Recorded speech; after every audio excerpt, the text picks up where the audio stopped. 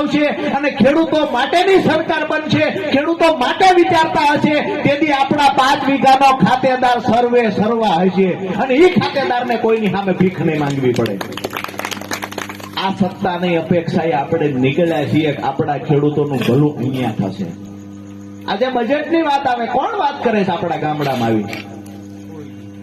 60% વધારે આપણા ખેડૂતોને બજેટ જયારે અપાતું હોય ત્યારે માત્ર 4.5% ખેડૂતો માટે અપાય. કેમ કોઈ બોલતા નથી?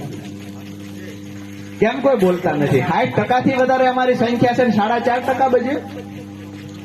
જે ટોટલ બજેટ છે એમાંથી 60% કરતા વધારે બજેટ શહેરોમાં વપરાય છે.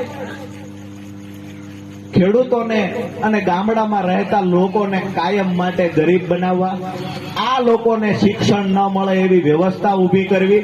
માસ્તરો છે તેને કે ચકલાટોવા જજો, કારણ કે સાહેબની અહીંયા સફા છે તો બસમાં